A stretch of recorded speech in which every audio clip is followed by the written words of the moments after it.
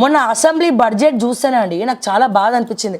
దాదాపు 2,91,191 కోట్లను మరి అసెంబ్లీలో బడ్జెట్ ప్రవేశపెట్టారు. ఇందులో ఎక్కడా కూడా నిరుద్యోగ భృతి కావచ్చు, 6 గ్యారంటీలు, ఒక గృహజ్యోతి తప్ప, ఒక గృహజ్యోతి ఈ మహాలక్ష్మికి ఏదో కొంచెం అమౌంట్ పెట్టడం జరిగింది. అండ్ తెలంగాణలో ఉన్నటువంటి మహిళలు వీళ్ళు ఇచ్చినటువంటి 4,500 రూపాయలు మనం క్యాల్కులేట్ చేస్తే బడ్జెట్లో వాళ్ళు పెట్టినటువంటి డబ్బులు ఏ మూలకు కూడా సరిపోవు సార్, ఏ మూలకు కూడా సరిపోవు. సరే, ఈ మహాలక్ష్మి పథకాలు ఇవన్నీ కూడా మనం పక్కన పెడదామండి. ముఖ్యంగా నేను మాట్లాడాల్సింది నిరుద్యోగ భృతి అండి. నిరుద్యోగ భృతి ఇప్పటికి కూడా సరూర్ నగర్ సభ సాక్షిగా సరూర్ నగర్ నలుమూలల ప్రియాంక గాంధీ గారి వ్యాఖ్యలు గాల్ల తిరుగుతూ ఉన్నాయి, ఆ కరోనా వైరస్ తిరిగినట్టు.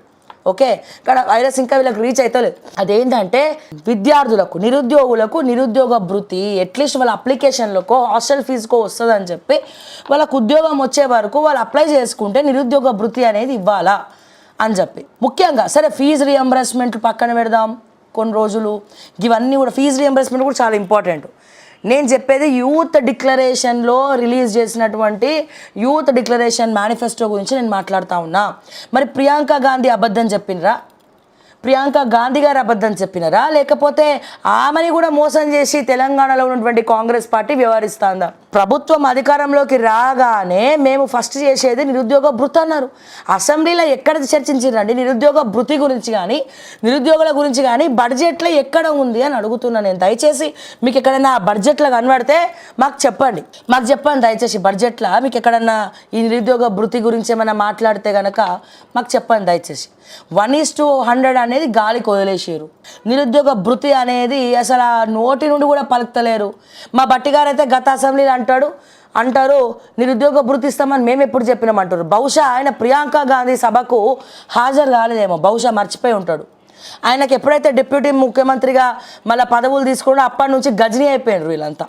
So Ghajini brother of Rajini ఏవో డైలాగులు ఉంటాయి కదా, సో అట్లా మతిమరుపు అనేది వీళ్ళకి వచ్చేసింది కాబట్టి సో ఇవన్నీ కూడా పట్టించుకోలేటువంటి పరిస్థితి. మరి దీని గురించి ఎవరు మాట్లాడరా?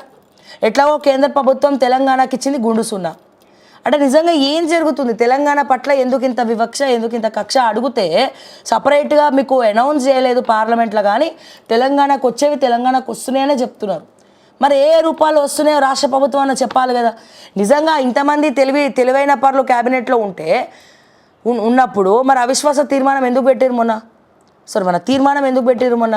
దేని పట్ల? జీరో బడ్జెట్ పట్ల. నీతి ఆయోగ్కి పోను నేనని చెప్పి మన రేవంత్ రెడ్డి గారు ఎందుకు చెప్పిండ్రు?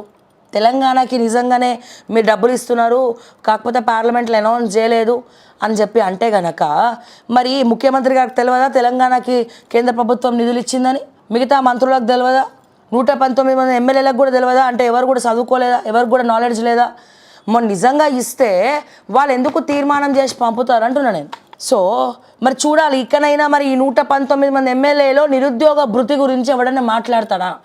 నిరుద్యోగుల తరపున గ్రూప్ 1, గ్రూప్ 2, గ్రూప్ 3 1:100 గురించి ఎవడన్నా మాట్లాడతాడా?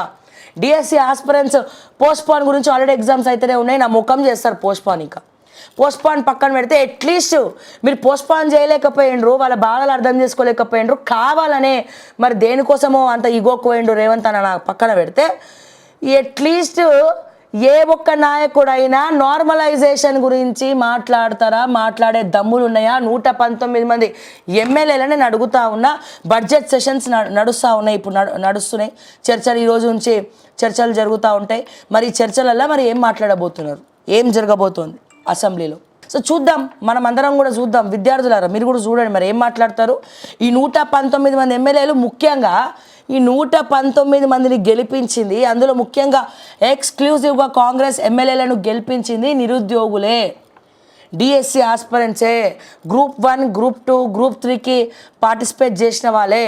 30 లక్షల మంది నిరుద్యోగులు చాటింపు వేసి మరి అవ్వలకాలు తాతలకాలు పట్టుకొని మరి వద్దవా కేసీఆర్ వద్దు, మాకు ఉద్యోగం ఉంటే మేము మీకు అన్ని రకాలుగా సహాయపడతామని చెప్పి వాళ్ళ కాలు మొక్త బాంచనని కాలు మొక్కి మరి మీ కాంగ్రెస్కి ఓట్లు ఇప్పిస్తే ఈ రోజున మీ ఎమ్మెల్యేలు అందరూ వాళ్ళ గుండెల్లో తూట్లు ఓడిచారు. వాళ్ళ గురించి పట్టించుకోవట్లే. మరి ఏ ముఖం పెట్టుకొని రేపటి రోజున మరి వాళ్ళ ఇంటికి పోయి రేపటి రోజున ఓట్లు అడుగుతారని చెప్పి నేను అడుగుతా ఉన్నా. ఏ ముఖం పెట్టుకొని అడుగుతారు? లోకల్ బాడీ ఎలక్షన్స్ కానీ లేకపోతే గిది కానీ. ఇక లోకల్ బాడీ అంటే మొత్తం డబ్బుకే ప్రయారిటీ ఇస్తారనుకో, ఎటు డబ్బు ఇస్తే అటే కుదురుతారు. అదే కదా వచ్చింది. ఈ డబ్బు అనేది ఏదైతే ఉందో దీని వల్లనే రాజ్యాంగాలు మన పాలకులు గిట్ల తయారయ్యారు. సో మార్పు అనేది మొదలవ్వాలనుకుంటే ఫస్ట్ డబ్బులు తీసుకోకుండా ప్రజల నుంచే మొదలవ్వాలి. డబ్బులు ఇస్తే చొప్పు తీసుకొని కొడతా అని చెప్పాలి ఒక్కొక్కడికి, అప్పుడు కానీ వీళ్ళకి బుద్ధి రాదు. కానీ మనం చేయి చేస్తాం. వాడిచ్చేది ఎంత? 1000 కోట్లు ఇయ్యడు, 100 కోట్లు ఇయ్యడు. వాడిచ్చేది 100 రూపాయలు, 200, లేకపోతే ఓటుకి 500 రూపాయలు. అంటే మనం ఇప్పుడు ఒక 500 రూపాయలు తీసుకుంటే ఒక్క రోజు ఖర్చు వెళ్తలేదండి. ఒక ఆయిల్ ప్యాకెట్లు కొంటే అయిపోతుంది 500 నోటు ఉస్కాకి. అంటే ఒక 2 ఆయిల్ ప్యాకెట్ల కోసము నువ్వు ఓటునే అమ్మేసుకుంటున్నావు. సో ఇటువంటి పరిస్థితులు మనం ఉన్నాం. అందుకే ఈ 119 మంది ఎమ్మెల్యేలు ముఖ్యంగా మనం గెలిపించినప్పటికీ ప్రజలకు ఏవైతే కావాలో వాటి గురించి ఏం అసెంబ్లీలో మాట్లాడతలేరే, ఏం అడగట్లేదే. ఏ రాష్ట్రానికైనా అత్యద్భుతమైనటువంటి సంక్షేమం, మొట్టమొదటి సంక్షేమం ఏదైనా ఉంది అంటే అది ఉచిత విద్య, ఉచిత వైద్యం, తర్వాత వ్యవసాయం.